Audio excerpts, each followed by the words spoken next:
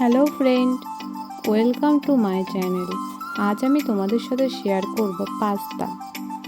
এই পাস্তা আমি খুবই সহজ ও সিম্পলভাবে তৈরি করব। তার জন্য প্রথমে আমি একটি কড়াইয়ে নেব অল্প জল। তারপর আমি জলটা কিছুক্ষণ ফুটিয়ে নেব। এরপর আমি এর মধ্যে দিয়ে দেবো পাস্তাগুলো। তারপর আমি একবার বেশ ভালো করে মিক্স করে নেব। এরপর আমি 6 থেকে 7 মিনিট মতো পাস্তাগুলো সিদ্ধ করে নেব।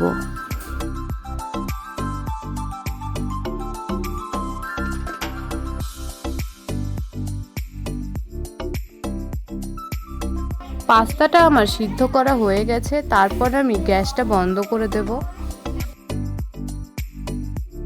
তারপর আমি পাস্তাগুলো জল ঝরিয়ে তুলে নেব।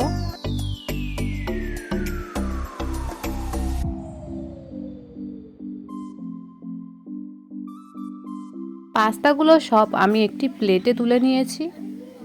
এরপর আমি অন্য একটি বাটিতে দুটো ডিম ফাটিয়ে নেব। তারপর ওর মধ্যে দেব পরিমাণ মতো লবণ, দিয়ে ডিমটা ভালো করে মিক্স করে নেব। তারপর আমি একটি প্যানে দেব অল্প তেল পরিমাণ মতো, দিয়ে তেলটা ছড়িয়ে নেব।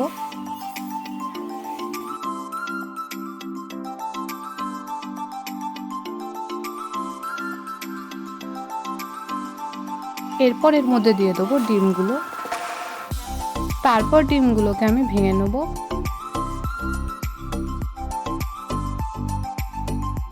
ডিমগুলো আমি 2 মিনিট মতো ভেজে নেব, তাহলেই তৈরি হয়ে যাবে। তারপর আমি অন্যদিকে একটি কড়াই দেব পরিমাণ মতো তেল।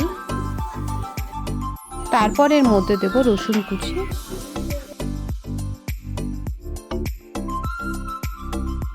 এরপর এর মধ্যে দেব পেঁয়াজ ও লঙ্কা কুচি, দিয়ে সবকিছু একবার বেশ ভালো করে মিক্স করে নেব।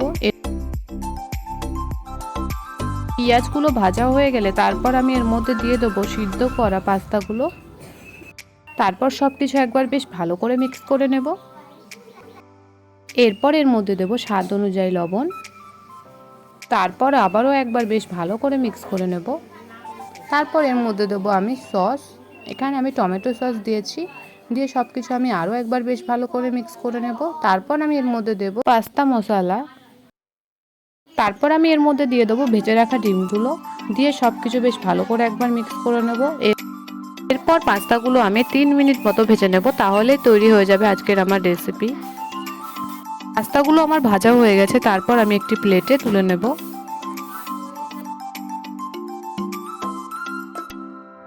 আর তোমাদের যদি আমার এই ভিডিও ভালো লাগে তাহলে লাইক, কমেন্ট, শেয়ার, সাবস্ক্রাইব করবেন।